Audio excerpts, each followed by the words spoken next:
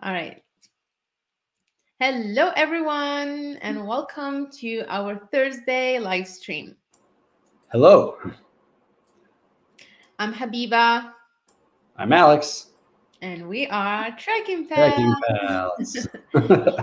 So we did go live last week, Thursday, and we really enjoyed just connecting with everyone. And the previous live, we shared a couple of things and purchases that we got from REI, and we really enjoyed hanging out with some of you. So we thought we're going to try our best to keep these live streams going, and hopefully we will be here every Thursday just to have a casual conversation and talk about anything that we have in mind. And obviously, if you have suggestions, we'll take those as well. So for this week, we chose to talk, since today is Earth Day. We wanted to talk a little bit about that, and we wanted to talk about how we can be responsible while enjoying the outdoors. We want to talk about our preparation for climbing Mount Kilimanjaro, because that's coming up soon. And then I want to talk a little bit about YouTube, the upcoming content on the channel, and I want to share with you something exciting towards the end as well.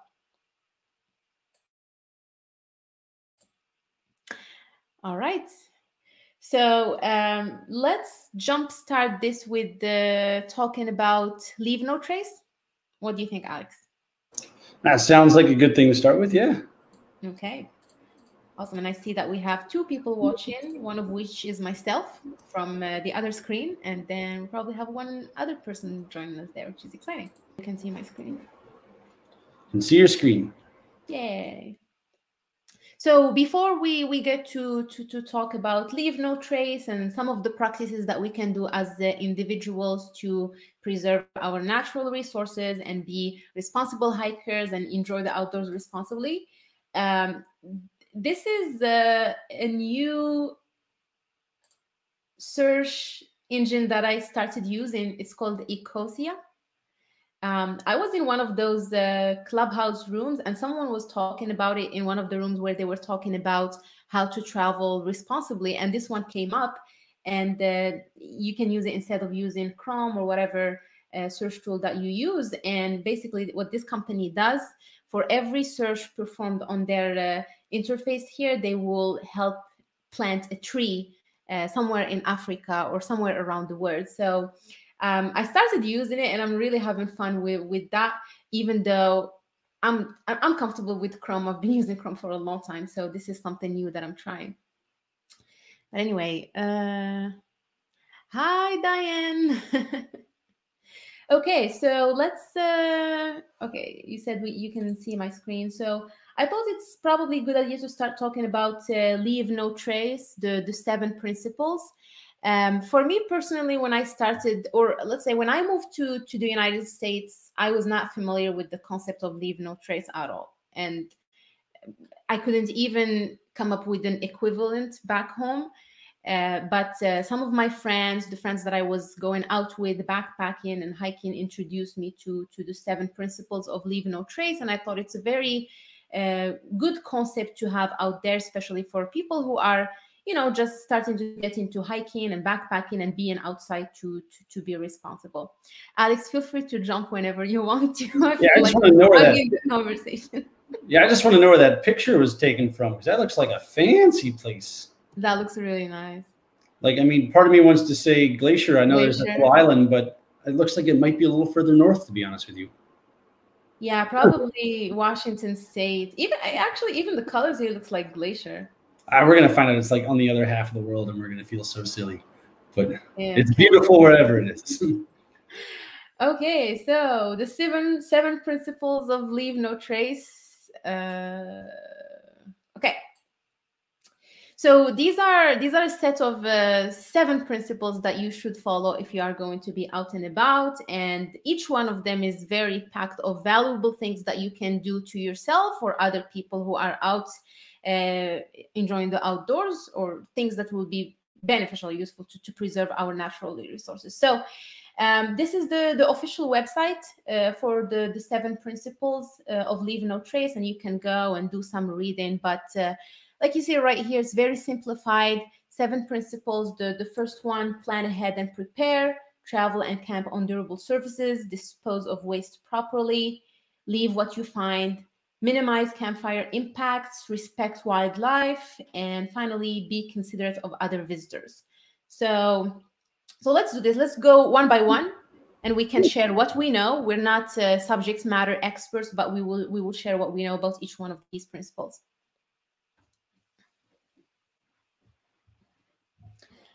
Okay, Alex, do you want to take it away and start with planning ahead and preparing? Sure. Actually, I was just about to ask, if you would be okay with sharing the link in the chat. Definitely. So I'm actually pulling that up. I see leave no trace. I found the place. I found the website. 7 principles. All right. I believe I've landed. All right. Wonderful. So the first one, plan ahead and prepare. Of course, if you're going out on a hike, you're going to want to know a couple of things about the region that you're going to, or for that matter, just the area if it's a local trip. And you're probably going to want to know things like temperature. And if you start with temperature, you're then going to understand if you're going to need to bring a lot of extra baggage with you. And then as you start to plan out some of your route that you might be going on or how far you're going to go, you're going to need to know if you're going to take a lot of food with you. A lot of food, a lot of disposables. You usually want to bring something that's equivalent to a trash bag. You don't really want free-floating trash in your bag. And sometimes it gets so easy to just eat a snack bar and tuck it into your hip. And then all of a sudden you get home and you realize that your hips are full of trash with your hiking bags and such. So knowing where you're going and knowing some of your plans just for the rough outline of your adventure will give you the ability to just start to have those general things that you need to have planned out. And you'll get some of that by repetition, by going on hikes again and again and again. You'll learn what you need. But still, having that plan, having that rough outline will definitely let you start to have that mental checkpoint so that you know that you've followed through on the things that you think you're always going to need. Yeah, and the one mistake that a lot of people make, and I've made this mistake a lot in the past as well, is especially when you are new to hiking and backpacking, and if you are tagging along with someone or some of your friends, and you just rely on them when it comes to directions, where you will be camping, or even the trail that you're going to be following, and so it's always important to make sure that you do have your own map. You do have your own, let's say you are using one of those applications, mobile applications like All Trails or Gaia. Make sure even if you're not a very outdoorsy person, you're just tagging along with someone else, still make sure that you have a map or something that you can fall back into should anything go wrong. Right, and so other things like water bottles. If you have your own dedicated water bottle that you take with you, you'll be less likely to just throw it on the ground and leave it behind, or to be okay with accidentally dropping it. Plus, it'll probably fit in your bag holders better. But other personal things as well that you may take with you. You may need to just make sure that you have a little spot dedicated for them in your bag so that you can get to them quickly and so that you also have something to throw them away. I'll let your imagination run wild, is what I mean. Okay, so second principle is to travel and camp on durable surfaces. Travel and camp on durable surfaces, and that includes sticking to the trail if there is an established trail where you are hiking, and then if there are any designated campgrounds, this is where you want to be camping. It's safe for the environment and it's safe for you as well. Yeah, and obviously if you go camp off the beaten path and everybody else in the world also goes and camps off the beaten path, you start to wear down spots in the earth. Much like there are signs when you go on trails that say, don't hike over here, regrowth, other things to the effect of that. If you can find a dedicated campground, if you're not out already in the wilderness with a backpacking permit or something like that, camping on those well-used areas will help preserve a lot of the natural habitat around you. I like how in some national parks that we've been to, and Glacier National Park comes to mind, sometimes they even have signs on the sides of the trail to explain exactly why you are not supposed to go and explore off trail, which I think sometimes some people don't understand. Why do you want me to stick to the trail? If there are any signs to encourage people to do so, I think it's helpful. All right, so the next principle is to dispose of waste properly. Obviously, this is one of the most important principles of Leave No Trails. Whatever you take in with you, your waste, you take it out with you. This is very important. The other thing is sometimes there are some areas where you can't, there are not restrooms if you are camping outside, and you have to even pack out your human waste. A lot of canyons in Arizona, Utah, a lot of other national parks and public land around the US, where they require you to have your wag bag. And I showed what a wag bag looks like in the previous stream that we had last week. And so basically you are expected to use a wag bag to keep your human waste in, so that you can pack it out with you. The other mistake that some people do, if you're eating some fruits or a banana and you just peel it, or oranges, and say, oh, this is just it's not going to be harmful for the environment, I'm just going to throw it out there. It's like, no, even it takes a lot of time for it to decompose. So it's important to, whether it's organic natural waste like fruits or fruit peel, or plastic, whatever waste you are taking with you, make sure that you bring it back.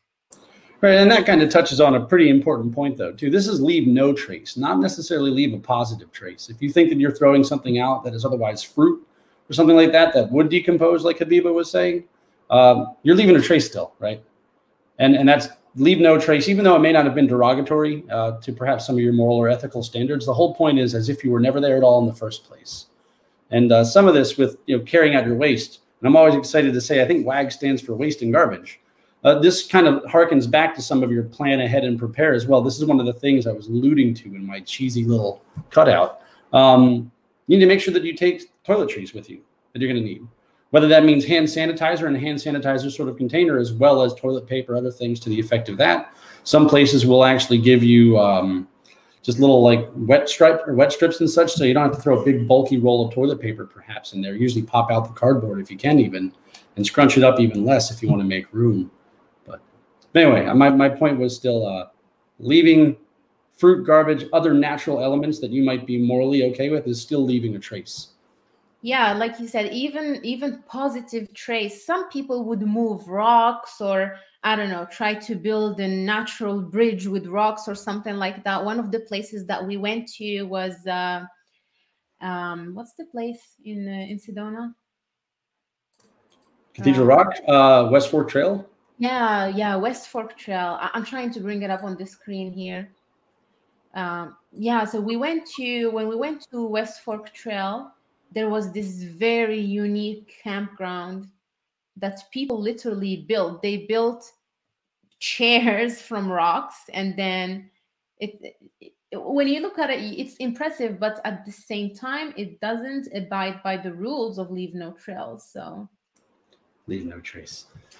But in those areas too, it does seem like they had kind of hauled some of that stuff out there, and that was an area that was tended up until a certain point. If the National Park Service or a local park service, for that matter, is maintaining those trails and sets up natural looking or established sort of areas for you to be, by all means, take advantage of those areas first. But if you're beyond that, the rules might be a little bit different. I think in this area, though, Habiba, we were past where the maintained trail ended, so maybe they should get a slap on the wrist. I'm trying to. I don't think it's this video. Oh, here it is. You can probably see here. Oh, but it's dark.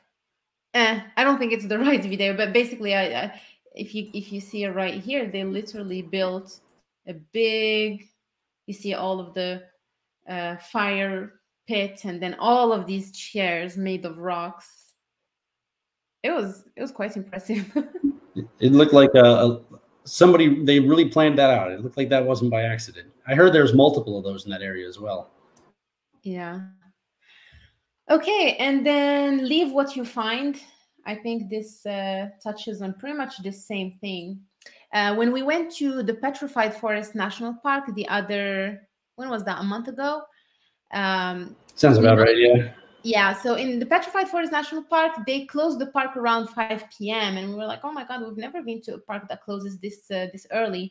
And then we learned that because there are a lot of petrified logs, and people tend to want to pick small pieces as a souvenir and take it home with them, and that resulted in a reduced number of logs in the park. So they are very particular right now. It's illegal to take any logs with you, and that's probably one of the things that you have to keep in mind. Just like whatever is out there, just leave it be.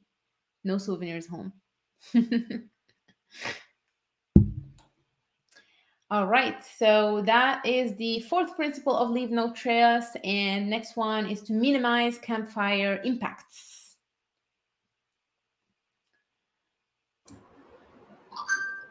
Yeah, I would definitely agree that having a safe campfire for you, obviously burning down the forest is a little bit of a trace left. So let's start A by lot not of trace. that. Beyond that, though, if there is a fire pit where you can contain a lot of that stuff, and people will typically want to throw food and some leftover garbage and such in there. Some of those things won't break down. It's very often we've gotten to a fire ring to find leftover stuff elsewhere. And there's sometimes you'll light some of that up if it's plastic based or such. Some of it may just blow into the air and still go around. And all this talk about microplastics and animals struggling too. Just because it might not be a big chunk of it sitting on the ground doesn't mean you should be so cavalier and necessarily throwing your garbage into the trash. Absolutely. All right, so yeah, there we go. So that's that. And then we've got two more: respect wildlife. Oh, may I say a few other things about campfires? I meant to pass the baton. Other things, if you have natural fire starters, that's okay. But you obviously don't want to be coming out there with like a big old container full of gasoline or something like that. And for a lot of other reasons, if you're going to be cooking food and other things to the effect of that as well, perhaps this is a different type of safety thing. But obviously, you would prefer to cook a lot of that stuff away from your campground if you are way out in the wilderness. If you're in a more established area, you may be able to cook locally. And if you do that and you need to go travel a certain distance away just to be safe, to cook, to do other things like that, then your leave no trace principles apply there as well. So if you have to go hang your food up or a bare barrel or other things, or if you have to go take your camp stove out and go cook elsewhere, don't leave trash in those areas there. It's not just the fire ring where all this counts. Awesome. And then the next one is to respect wildlife. Obviously, you want to make sure that you're not feeding wildlife. You want to make sure that if you are in bear country, you want to make sure that you're storing your food properly. And then you also want to make sure that you are keeping a safe distance between you and wildlife. It's called wildlife because it's wild, and you can't always predict how an animal, even if it looks cute and nice and will look good for photos, you can't predict how the animal is going to behave. And I think they usually say 25 yards. What? I was going to say the same thing because that's okay, what they go ahead. Yeah, in Glacier they told us give something, if it doesn't want to kill you, give it 25 yards. If it does want to kill you, give it 100 yards. Yeah, so 25 yards, that would be bison, bighorn sheep. 100 yards will be bears, wolves, pretty much anything that can eat you. And then the other important thing is to be aware of the wildlife in the area that you are exploring. And you want to at least know what animals are you going to expect in that area. Is it rattlesnakes if you're in the desert, for example? Is it bear country, mountain lions? Just so that you are aware and you're staying alert and you know what to do. And some of this, again, harkens back. I actually only noticed now that there's arrows like pointing at the next one. I don't know if that's a web page thing or if they're linking them.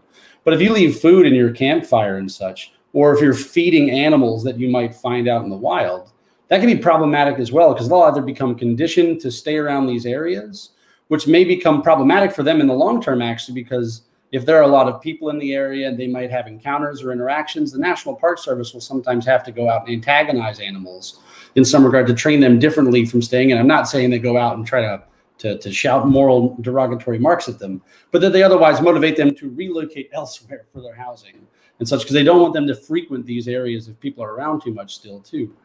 But don't feed them by any means.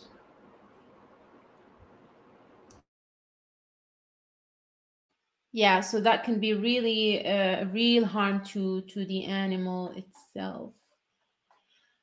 Okay, so okay, I can go back. Perfect. And lastly, the last principle of leave no trace is to be considerate of other visitors.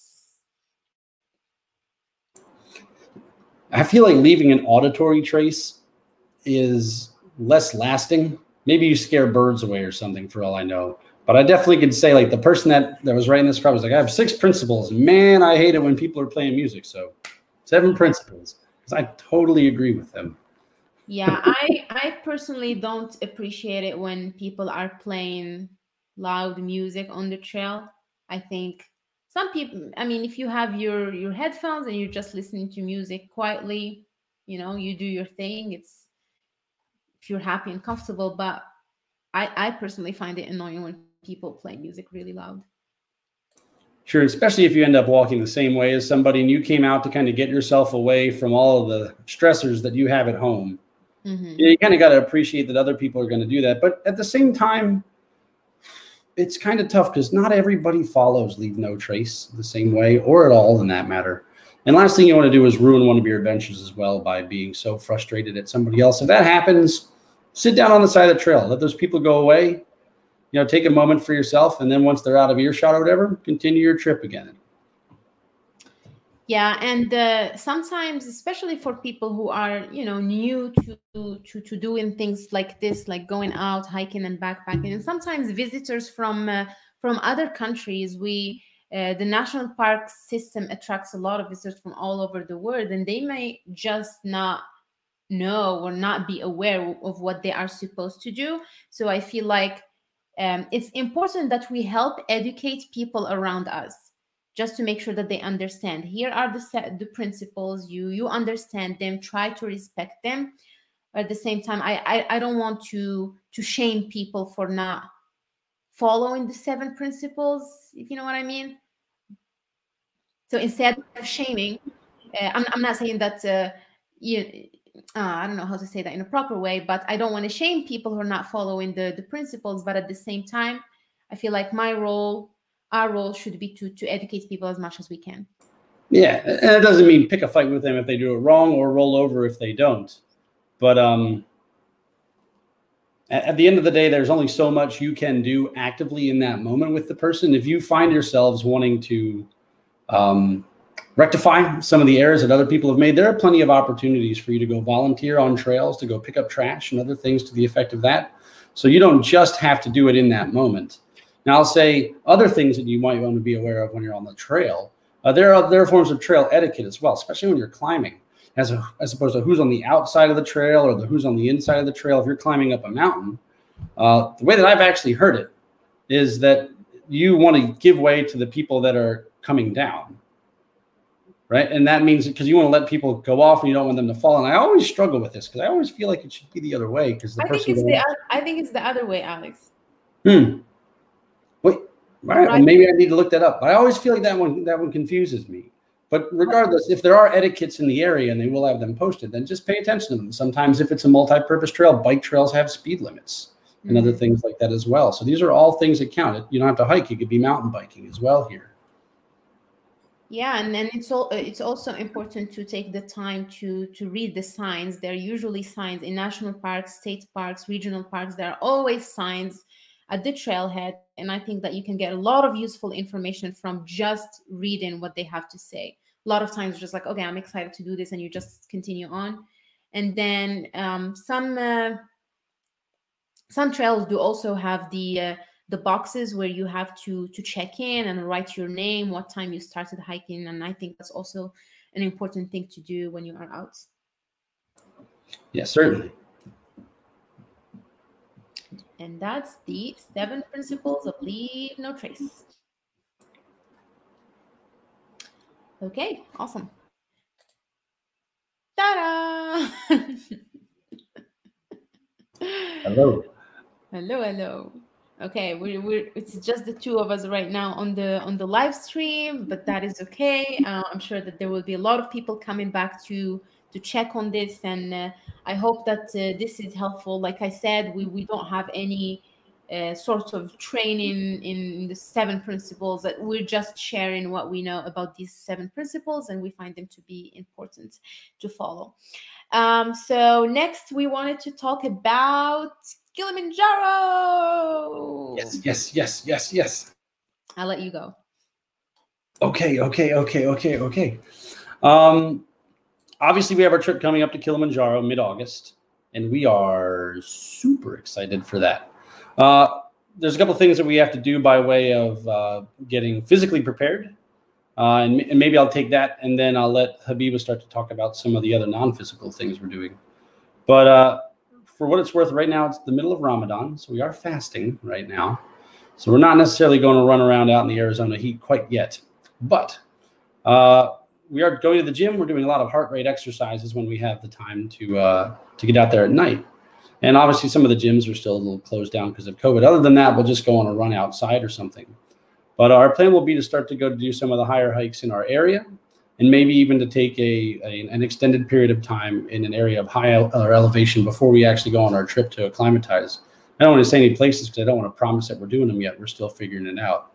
But some local hikes in the area here in Arizona that we were thinking about doing again range from Flatiron in our area all the way up to Humphreys Peak again out in Flagstaff, which would be a good opportunity. And then other than that, physical activity, one of the problems we're going to face on Kilimanjaro is high altitude. And at the end of the day, you want to make sure you're getting oxygen to your extremities. So some of the things we're trying to do, like I said, those high heart rate activities, we want to make sure that our heart can withstand high rate like that for an extended period of time. So some of our workouts aren't necessarily strength training in many regards, so much as cardiovascular is really what we're aiming at. But regarding some of the non-physical activities that we might be undertaking, or some of the non-physical things that we have to do to prepare, do you have any things you'd like to say on that, Habiba? Well, yeah, there's a lot of work that goes into the logistics of planning what we're going to be doing there. So we're hoping, we're not even halfway through Ramadan right now, but we're hoping by the end of Ramadan we will have a solid plan. And then the other thing will be preparing gear that we will need, because we've never done any hike of that magnitude. So there will be definitely a lot of new gear that we will have to acquire.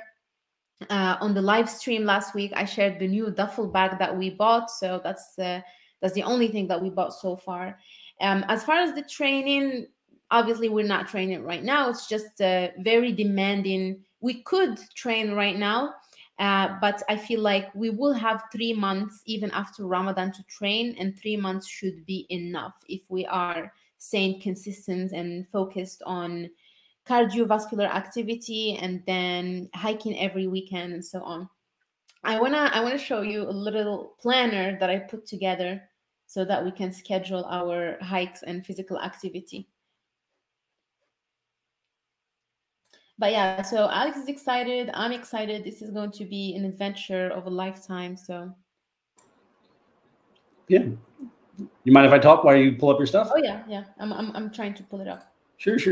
So some of the other stuff that we're also paying a lot of attention to, though, there are things that we didn't realize we'd need, like insurance and such. Habiba was talking about some planning. If we're going to go hike up on the mountain, the highest altitude Habiba and I have been at so far has been like mid 17,000 feet down in Peru, right? Yeah. And that was by the Rainbow Mountain, I'm pretty sure. And so I think we're not as scared that we can make it up to that altitude, but it's a matter of, can we condition ourselves well to get up there? But if you are up there and things go wrong, you will need high altitude insurance.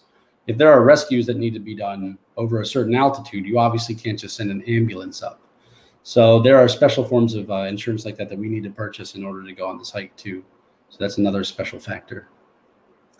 Yeah, so definitely the insurance, and then the shots that we will need, and some pills that we have to get, like Diamox for altitude sickness, and then malaria pills. Yep, the tetanus. I think they talked about yellow fever as well. Not necessarily there, but only from areas that are endemic if you stay there. So Kenya would require one. But yeah, so just to kind of show you, this is the planner that I put together.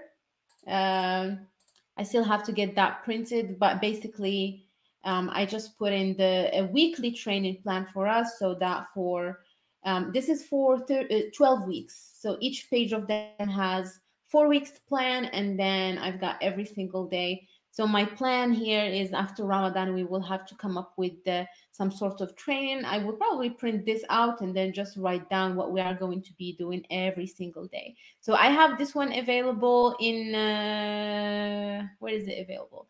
Well, you know what? I'm going to link it in my Instagram, which if you don't follow us on Instagram, you probably should, because we share a lot of things from behind the scenes. But I will share it right there in case you are doing this climb this year.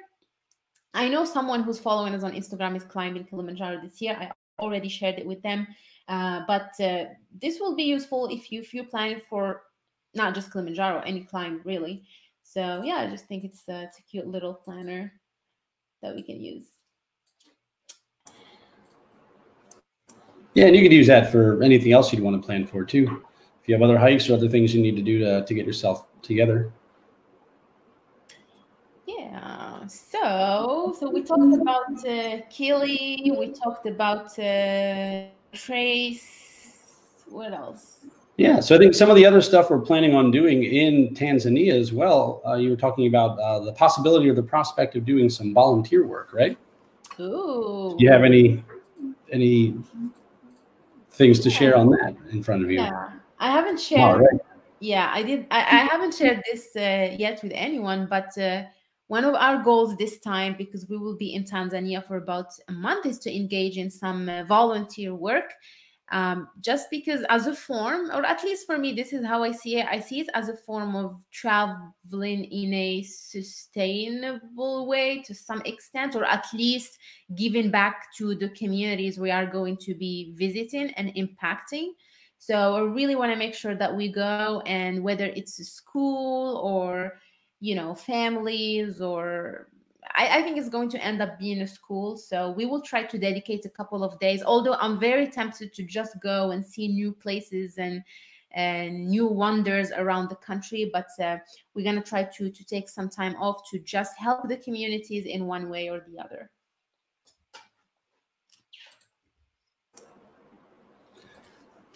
Yeah, and other than that, I think we have a big free spot left in our planning. So luckily, we've booked the big heavy elements, but we're going to make a lot of the stuff happen kind of in the moment. It gets a little dangerous if you have too strict of a schedule when you go to a place. You fall behind, or you get stressed out if things don't go according to plan. So we like to put milestone events down in our trips.